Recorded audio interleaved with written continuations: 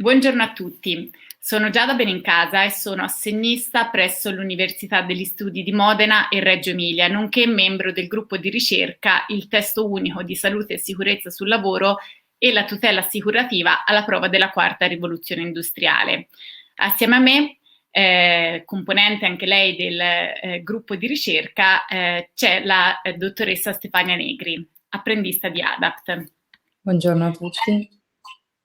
La ricerca ha preso avvio nell'aprile 2019 e si concluderà nell'aprile 2021. Il progetto, commissionato al Centro Studi Internazionali e Comparati dell'Università degli Studi di Modena e Reggio Emilia, DIL, Diritto, Economia, Ambiente e Lavoro, è stato cofinanziato dall'Istituto Nazionale per l'Assicurazione contro gli Infortuni sul Lavoro, INAIL, nell'ambito della linea di finanziamento BRIC e ha avuto come partner la Fondazione ADAPT. Obiettivo della ricerca è lo studio degli impatti sulla normativa di salute e sicurezza sui lavoratori dei profondi cambiamenti tecnologici, demografici, ambientali che vedono indicati con il concetto di quarta rivoluzione industriale.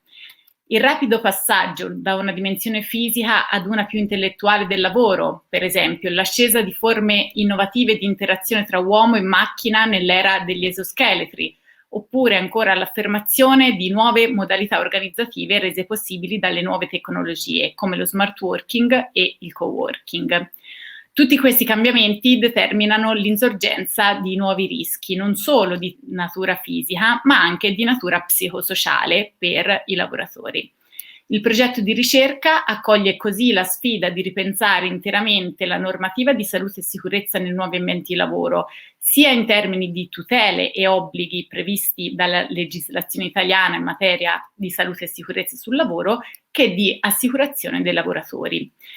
In particolar modo, i risultati della ricerca verranno raccolti in diverse pubblicazioni. Oltre alla ricerca vera e propria, tuttavia, condotta con un approccio comparato e multidisciplinare, verranno pubblicati prodotti che possono orientare la pratica degli operatori della salute e della sicurezza sul lavoro. All'interno di questa attività di ricerca si è deciso pertanto di coinvolgere esperti nazionali e internazionali per arricchire la conoscenza dei cambiamenti e degli impatti, condividendo i risultati del progetto e facendoli dialogare con chi si occupa da anni del tema. In questo contesto, pertanto, oggi il nostro ospite è appunto il professor Francesco Violante, ordinario di Medicina del Lavoro e direttore dell'Unità Operativa Medicina del Lavoro presso l'Università di Bologna e Policlinico Sant'Orsola Malpighi, nonché past president di SIML, Società Italiana dei Medici del Lavoro. Salute e lavoro sono due temi che da anni sono al centro delle sue molteplici attività, che hanno interessato e interessano tuttora in maniera approfondita i diversi aspetti delle due materie che sono inscindibilmente connesse tra loro. Data la sua conoscenza della materia, in questa intervista ci confronteremo con lui rispetto ai principali nodi problematici emersi nella nostra ricerca, nonché alle possibili prospettive di interventi di riforma atti ad adeguare il sistema di tutela della salute e della sicurezza dei lavoratori rispetto alle sfide della trasformazione organizzativa e tecnologica in corso. Nello specifico, partendo dall'ambito applicativo delle discipline in materia di salute e sicurezza e dalla nuova organizzazione del lavoro, approfondiremo anche il ruolo del medico competente, quale figura strategica per il raccordo tra salute pubblica e salute occupazionale, nonché le possibili modifiche da apportare all'impianto normativo prevenzionistico. Ringraziando dunque nuovamente il professor Violante per la sua disponibilità, possiamo partire con la prima domanda. A fronte di quanto appunto premesso, crede che la legislazione italiana in materia di salute e sicurezza sul lavoro sia adeguata ai tempi moderni e a presidiare i luoghi di lavoro attuali? Che tipo di interventi e modifiche dovrebbero essere apportate all'impianto normativo di riferimento? Innanzitutto mi permetta di ringraziare lei, l'Università di Modena, la Fondazione ADAPT e l'INAIL per avermi invitato a questa chiacchierata con voi che mi consente di esprimere alcuni concetti sui quali stiamo lavorando già da molti anni all'interno della Società Italiana di Medicina del Lavoro. Premetto che la risposta alla sua domanda è un chiaro no, ma vorrei contestualizzare questo no e soprattutto aprire a quelle che possono essere ipotesi di adeguamento della legislazione in materia di sicurezza del lavoro, salute e sicurezza del lavoro in Italia alla situazione attuale.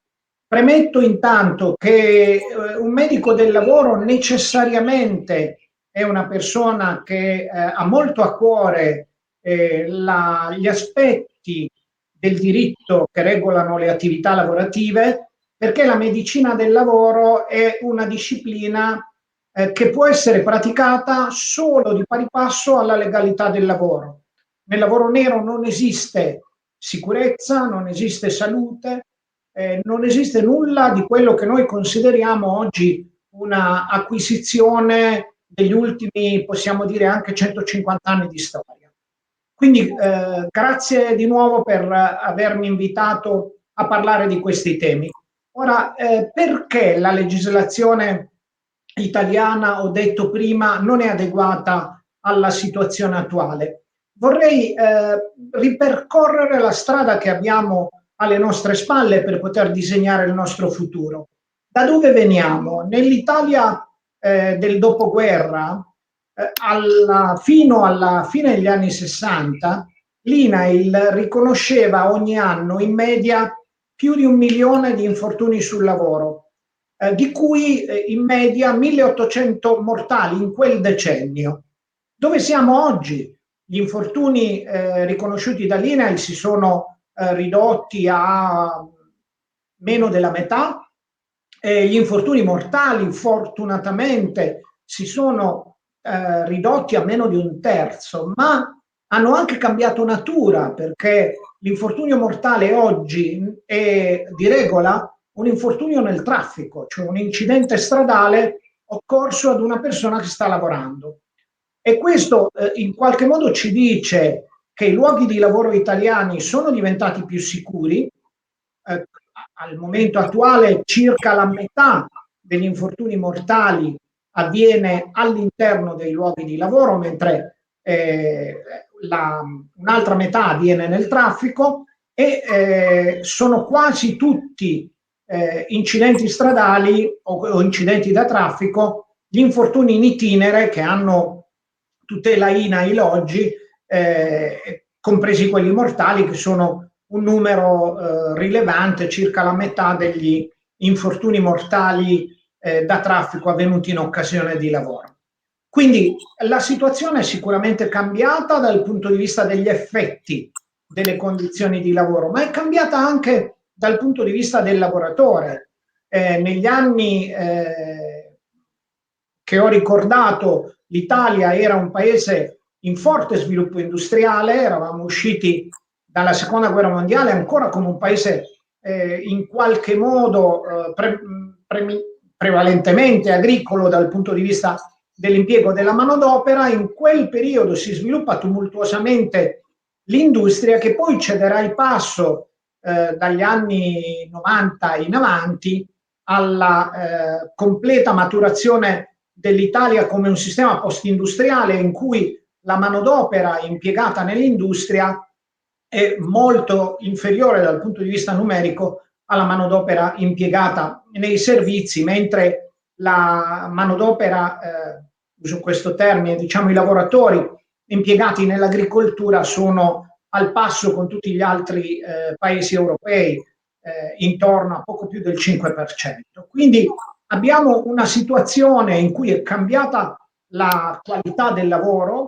Il lavoro industriale oggi si è ridotto come numero di persone che impiega, anche se l'Italia rimane sempre la seconda manifattura europea dopo la Germania, ma essenzialmente perché gran parte del lavoro che prima era associato alla fatica stessa del lavoro oggi è automatizzato, svolto da macchine o addirittura da robot. Un elemento di grandissima importanza è la qualificazione dei lavoratori. Stiamo parlando di un paese in cui i 2/3 della forza lavoro ordinaria hanno almeno un titolo di scuola media superiore, e una buona parte è anche laureata, anche se il numero di laureati che abbiamo nel nostro paese è ancora inferiore a certe medie europee, quindi a quello che desidereremmo. Quindi cosa cambia in questo contesto? In questo contesto noi siamo ancora alle prese con una legislazione che in gran parte è mutuata da concetti che sono stati elaborati negli anni 50. Quindi il concetto del lavoratore sostanzialmente non capace di badare compiutamente a se stesso e quindi un concetto di responsabilità del lavoratore limitata a certi contesti e soprattutto aspetti che riguardano le modalità con cui il lavoro viene svolto. Chiaramente il dilagare su questo termine per dire che improvvisamente abbiamo avuto lo scorso anno con l'emergenza pandemica moltissimi lavoratori italiani che hanno improvvisamente scoperto che cos'era il lavoro agile, che cosa significava lavorare da casa.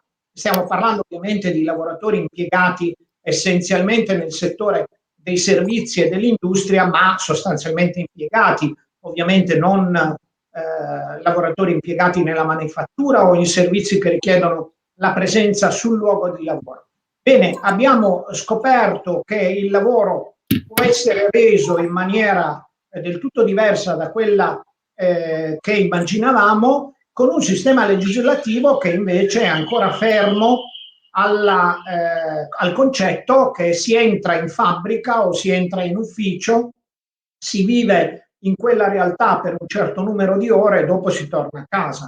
Quindi abbiamo necessità di modernizzare la nostra legislazione se vogliamo consolidare i buoni risultati che abbiamo raggiunto fino ad ora, ma soprattutto se dobbiamo affrontare gli aspetti che fino ad oggi non abbiamo affrontato. Questi aspetti si chiamano mortalità differenziale per professioni, quindi se vorrà magari posso commentare ancora su questo problema, che è il più grosso problema di salute occupazionale dei lavoratori italiani, ma di cui non si parla mai.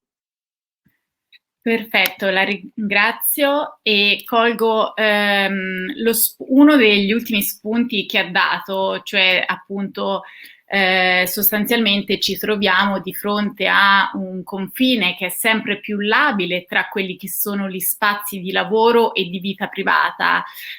Dunque, da questo punto di vista, un'altra suggestione, un altro spunto di riflessione è proprio con riferimento a come cambia la determinazione e la concezione dei rischi professionali da questo punto di vista, posto che appunto ci troviamo di fronte a questo confine sempre più labile, come dicevo, tra spazi di lavoro e di vita, ma anche tra salute pubblica e salute occupazionale. Ecco, da questo punto di vista e parallelamente alla dilatazione di tempi e spazi di lavoro, compreso il rapporto di permeabilità tra questi e quelli di vita privata, come influiscono diciamo, questi fattori di trasformazione sulla determinazione del nesso causale per la qualificazione della malattia in quanto professionale? Ovviamente è necessario da questo punto di vista un ripensamento per alcune malattie identificate oggi come professionali, come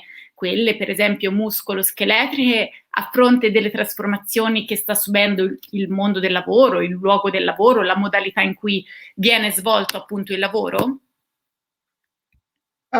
Mi faccia allora commentare prima il tema del confine tra la salute occupazionale e la salute personale, cioè tra gli aspetti di sanità pubblica e gli aspetti strettamente di medicina del lavoro. Qui c'è da dire, come accennavo prima, al fatto che se osserviamo la salute occupazionale in modo tradizionale, cioè numero di infortuni mortali, numero di malattie professionali con esito mortale, ci ritroviamo con un numero che pare talmente tanto piccolo da mascherare in qualche modo la realtà del fenomeno.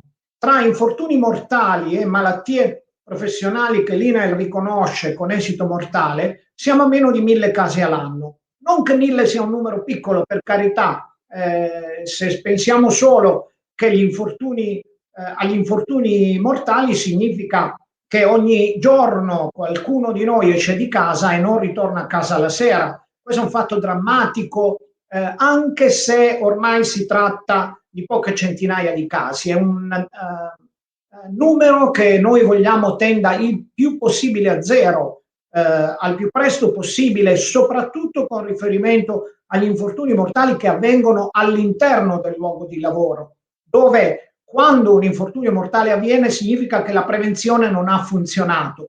Diverso è il discorso dell'infortunio mortale che in realtà è un incidente stradale dove il comportamento della persona alla guida può influire al di là di quelle che sono le misure di prevenzione predisposte dal datore di lavoro. Ma un paese civile come noi vogliamo essere è un paese in cui l'infortunio mortale che avviene nei luoghi di lavoro deve necessariamente tendere a zero.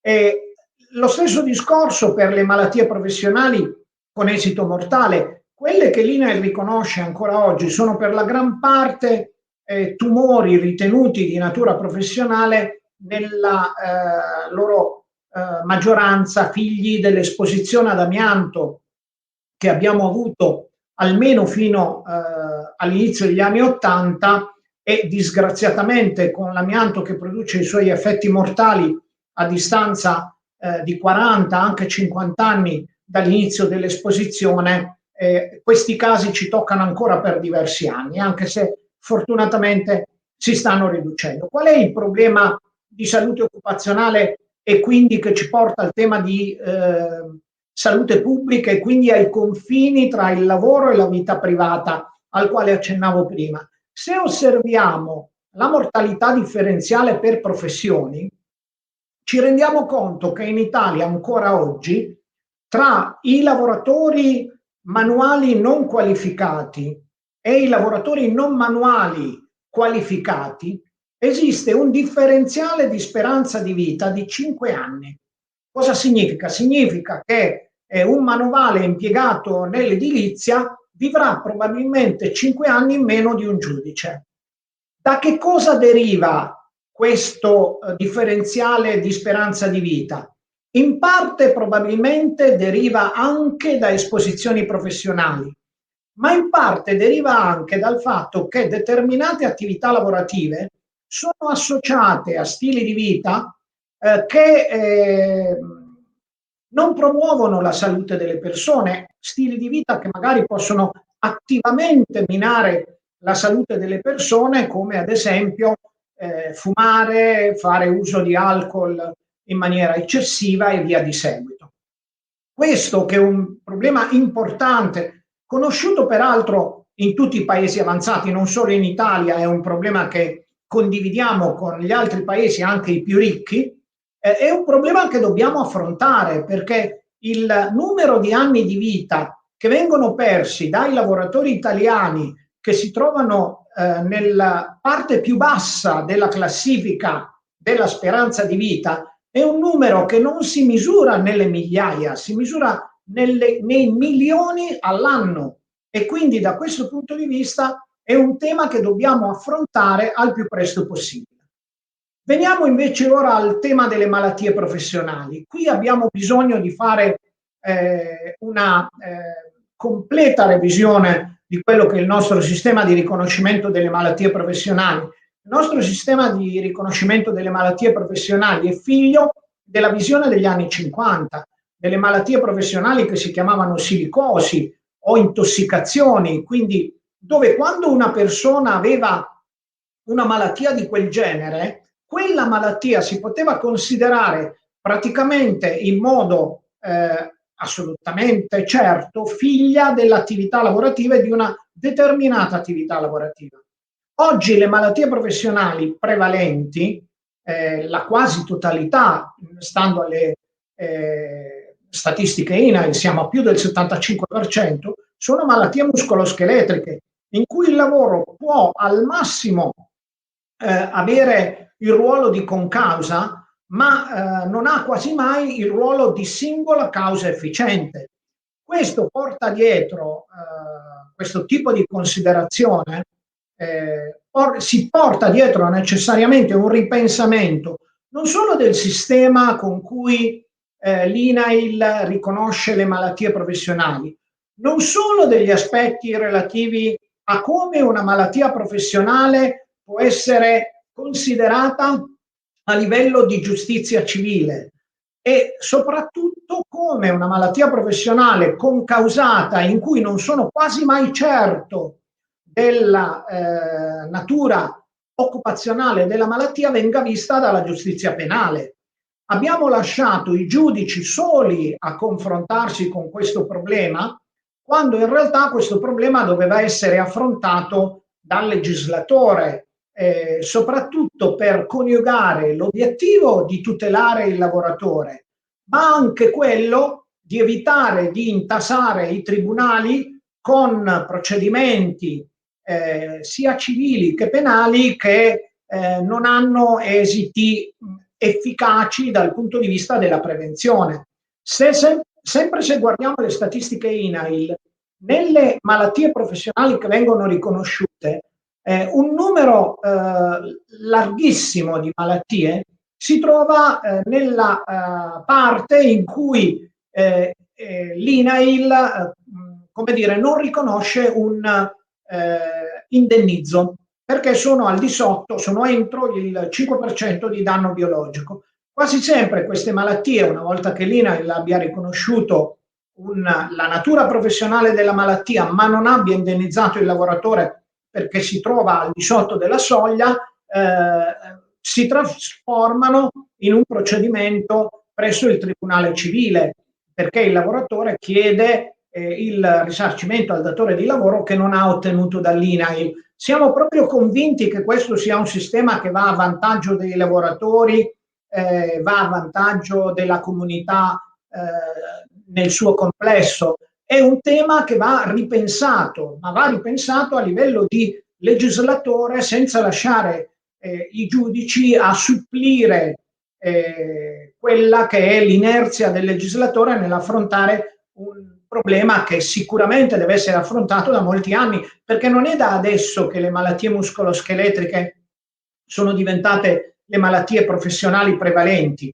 L'ultimo decreto, l'ultima cosiddetta tabella, l'ultimo decreto ministeriale che ha modificato la tabella delle malattie professionali, inserendo tra queste malattie professionali quasi tutte le malattie muscoloscheletriche, solo con alcune piccolissime eccezioni, è del 2008. Quindi questo è un problema col quale ci stiamo confrontando da almeno 10 anni, guardando le statistiche INAIL, quindi è sicuramente tempo per affrontare questo aspetto con un ripensamento complessivo del modo con cui la legislazione italiana tratta le malattie professionali.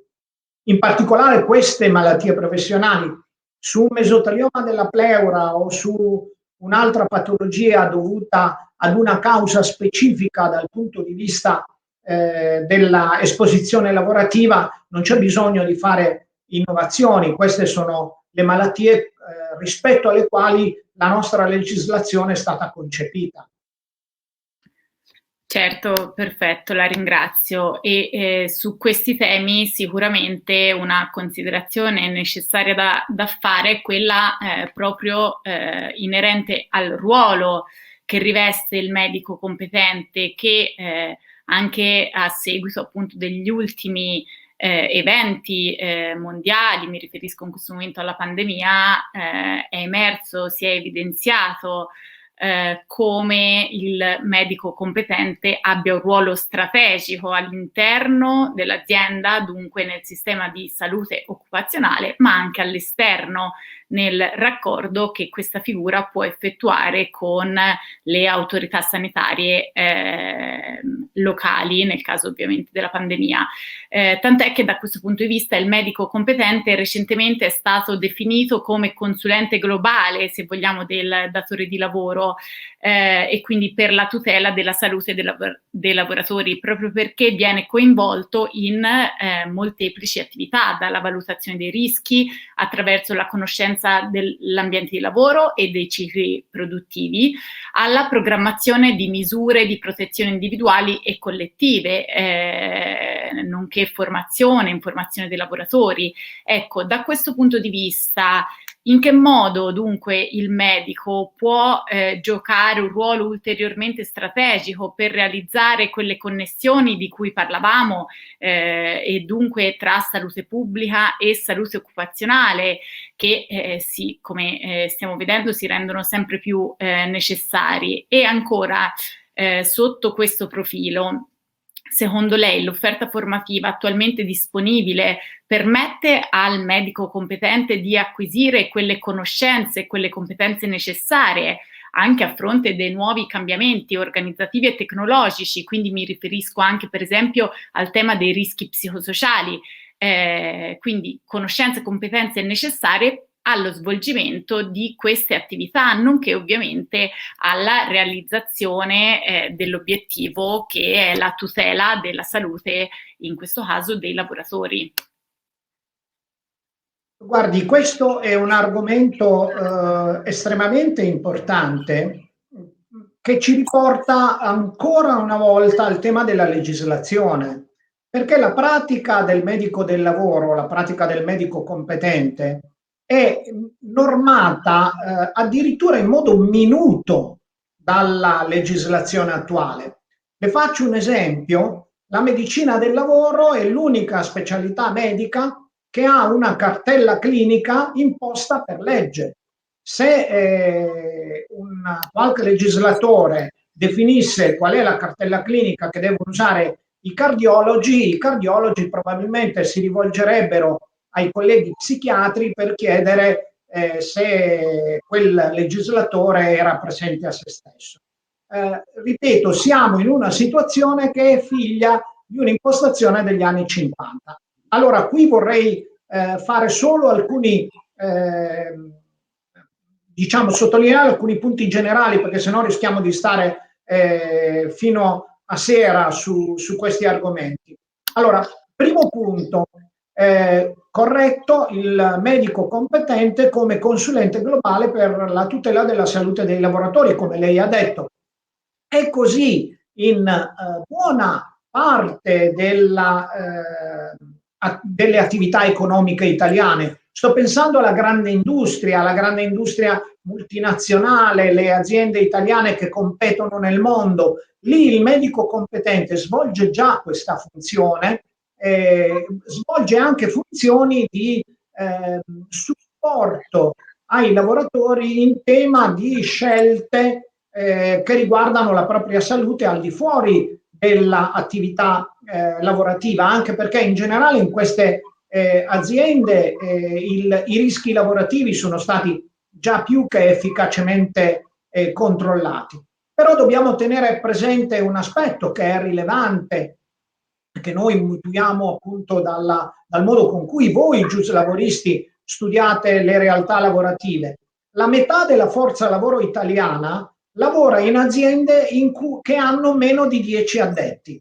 Allora siamo sicuri che la legislazione italiana, che è impostata come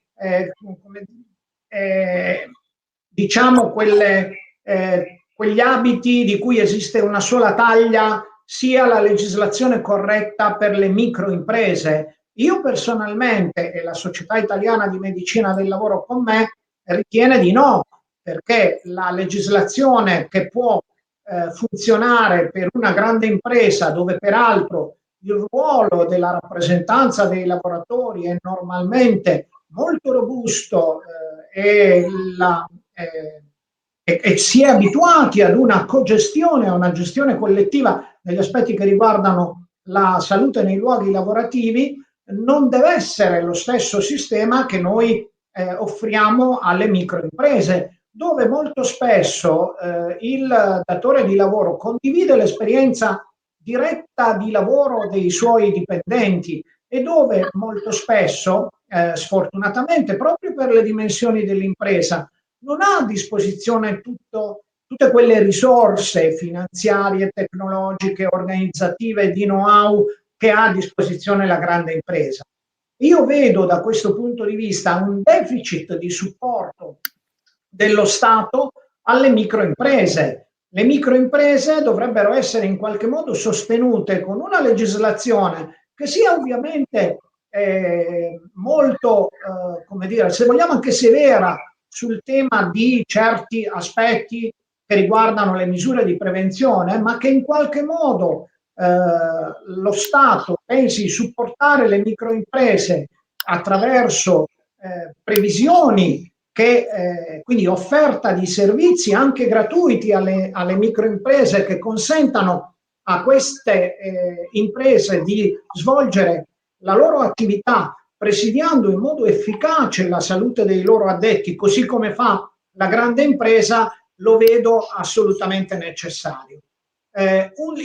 Sul tema dell'offerta formativa. L'offerta formativa va sicuramente come dire, ampliata nei confronti del medico del lavoro, ma c'è un punto molto importante che è l'interdisciplinarità delle professionalità che devono confrontarsi con i temi di salute occupazionale, soprattutto quando questi temi di salute occupazionale si trovano sempre più interrelati con i temi di salute personale.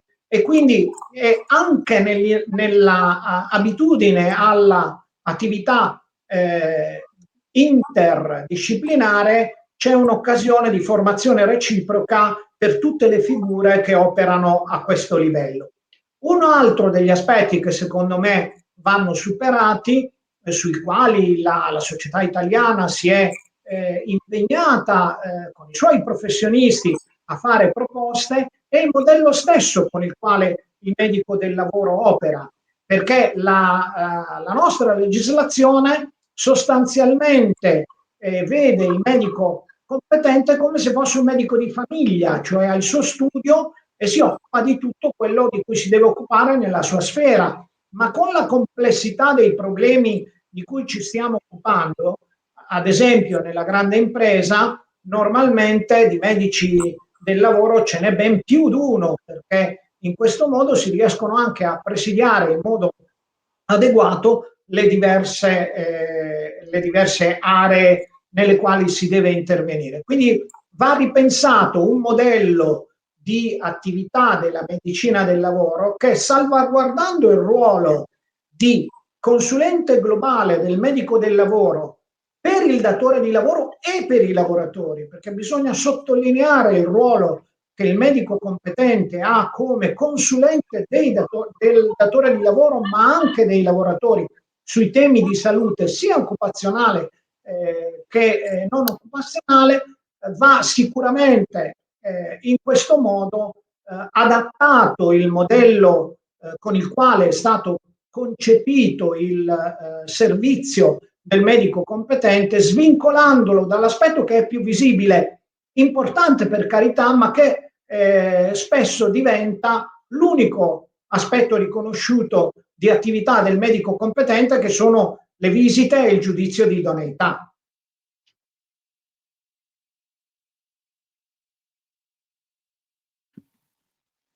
Perfetto, la ringrazio. E adesso lascerei la parola alla collega, la dottoressa Negri, per i prossimi approfondimenti. Grazie. La ringrazio per le suggestioni sollevate e appunto proprio in collegamento con la sua diciamo sottolineatura del fatto che il sistema della gestione della salute e sicurezza nei luoghi di lavoro è un sistema molto complesso nel quale interagiscono professionisti di varia natura. Le chiedo proprio riguardo al ruolo di medico competente, il medico competente, dovendo occuparsi di vari aspetti di questo complesso sistema, si deve necessariamente confrontare con tutti tutti gli altri professionisti e interagire con loro cercando appunto di trovare soluzioni a problemi comuni.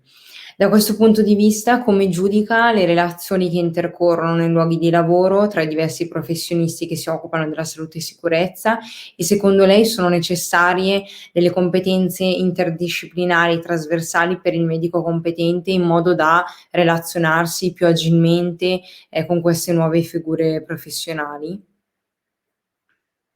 Sono sicuramente necessarie. Faccio un esempio magari un po' banale. Pensiamo al tema degli infortuni.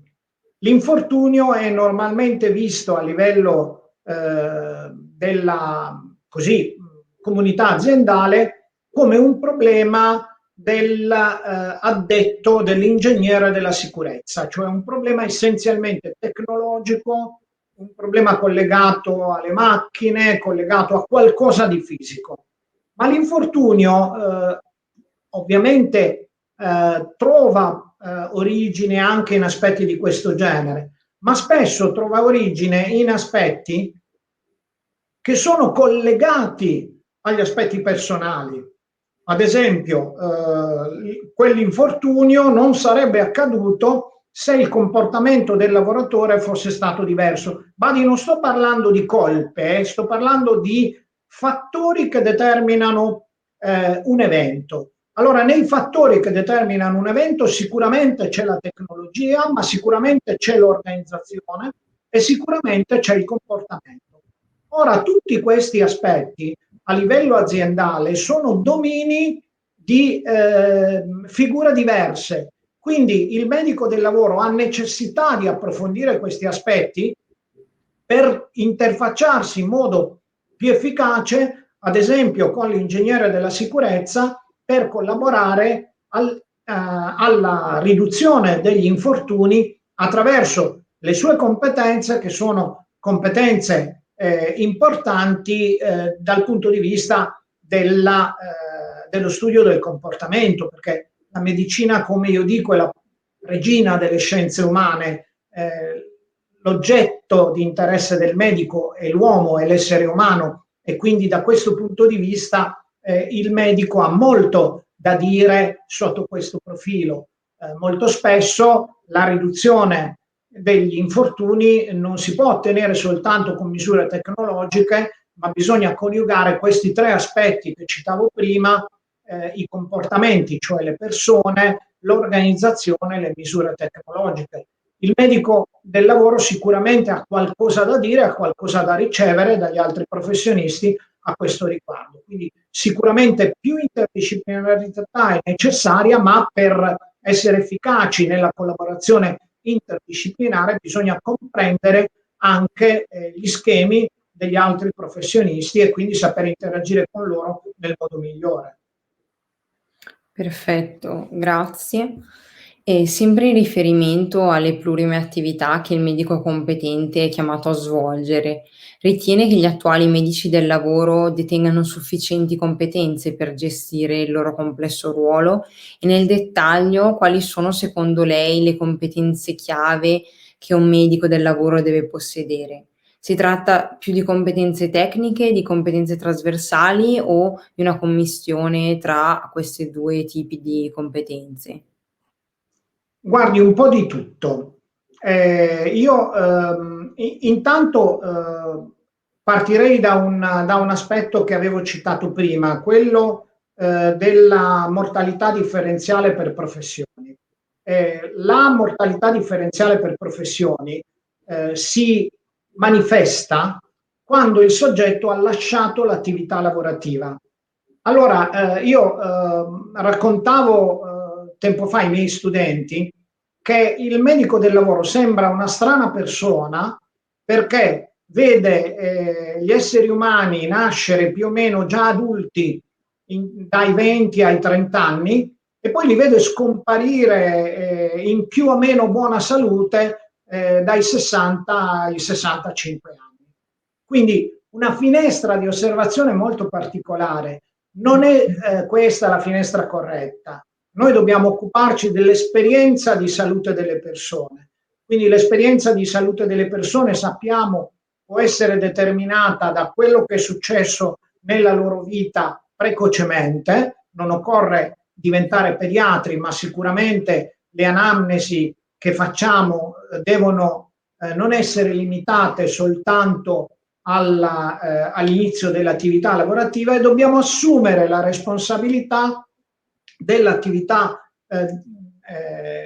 delle persone durante la loro età adulta, quindi quando lavorano, ma per capire soprattutto che cosa succederà nella loro salute quando avranno lasciato l'attività lavorativa, e quindi quando le malattie cominceranno ad incidere, non solo quelle che possono essere collegate all'attività lavorativa, ma anche quelle che possono essere collegate agli stili di vita.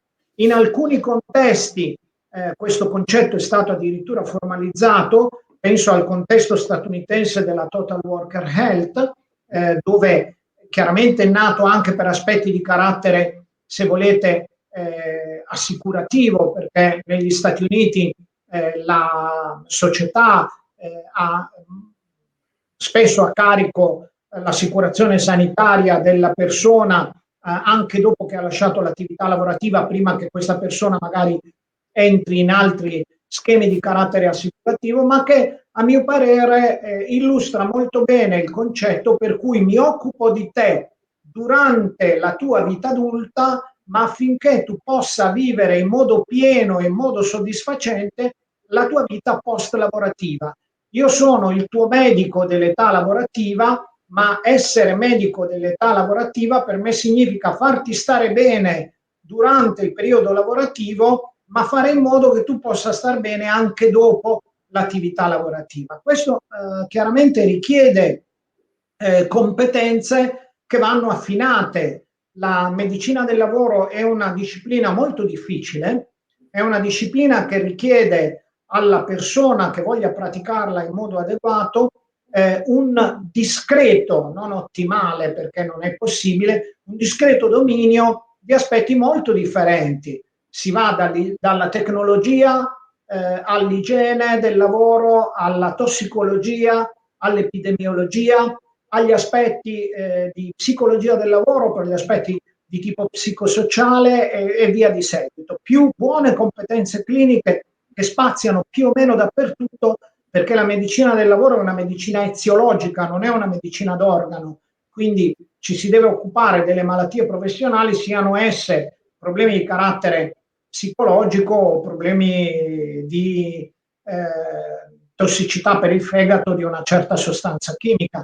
Quindi è un aspetto estremamente complesso, nessuno può dominarlo a 360 gradi, però un minimo di conoscenza di tutti questi diversi domini è necessario, ed è quindi questo che rende la disciplina da un lato molto interessante per la varietà degli aspetti che devono essere, con i quali bisogna avere familiarità, dall'altro ovviamente particolarmente complessa e particolarmente difficile, quindi l'impegno dal punto di vista dello studio e dell'aggiornamento del medico del lavoro è molto rilevante, spesso sottovalutato da chi non ha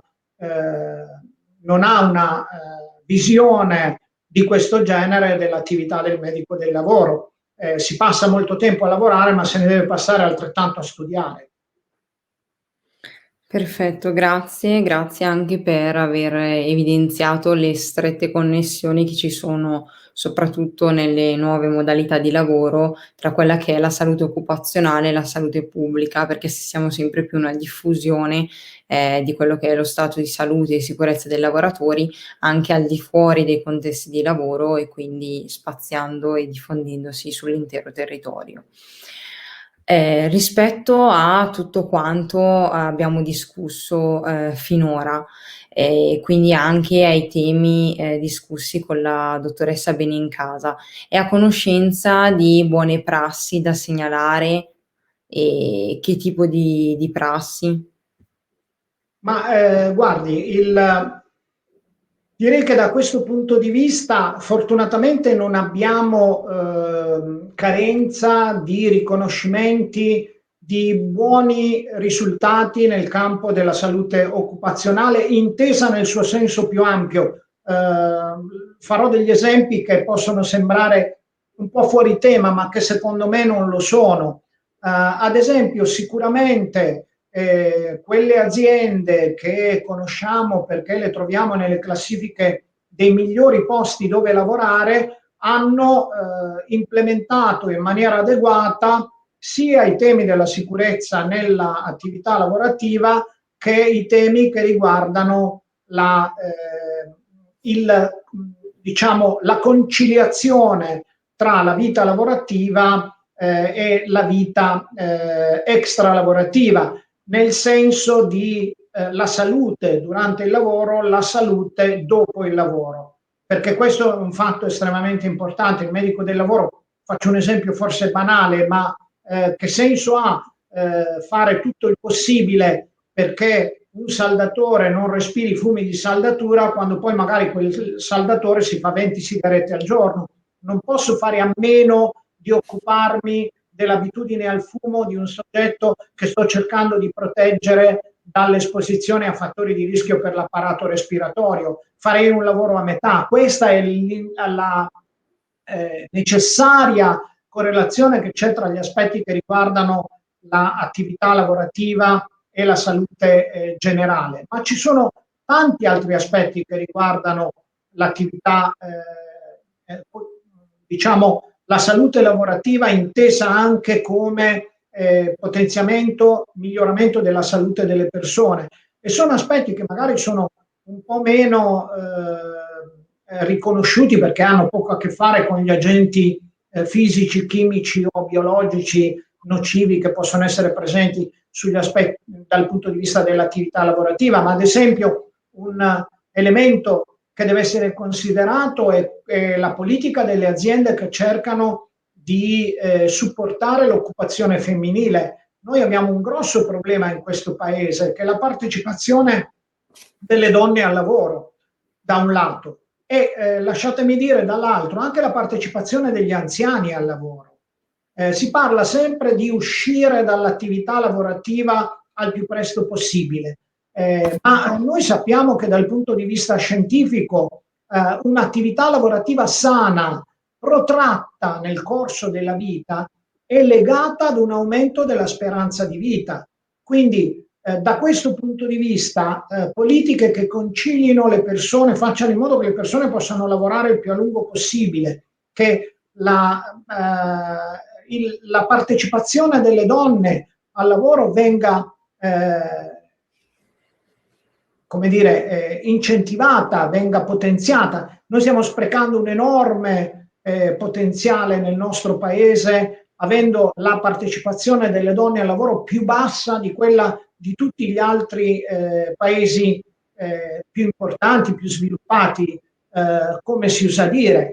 E anche il tema dell'attenzione al fatto che donne e uomini non sono diversi, non sono identici nella loro vita normale, quindi sono diversi come persone, ma sono diversi anche come lavoratori. È vero che spesso si usa il termine di lavoratore per indicare il lavoratore e la lavoratrice. Le aziende che mostrano la loro attenzione a questa diversità, che quindi si fanno carico dei problemi dei lavoratori e dei problemi delle lavoratrici, sono sicuramente esempi che dovrebbero essere seguiti in maniera molto attenta, perché sono i punti di eccellenza del nostro paese e di eccellenza in quelle che chiamiamo le condizioni della vita lavorativa.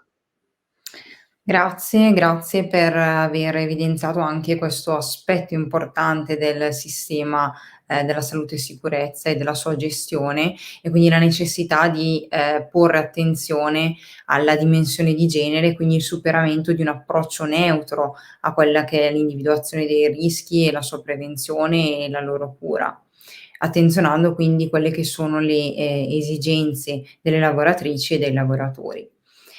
Siamo in fase conclusiva, la ringrazio per questa discussione che ci ha permesso di approfondire uno spaccato importante della salute e sicurezza dal punto di vista di una delle principali figure professionali che si occupa proprio della sua gestione. La ringrazio a nome mio, a nome della dottoressa Benincasa e a nome di ADAPT ed IL. Grazie. Grazie a loro per aver invitato me e per l'attenzione che avete avuto all'elaborazione della Società Italiana di Medicina del Lavoro in tema di salute occupazionale e di salute delle persone che lavorano. Grazie. Arrivederci. Arrivederci.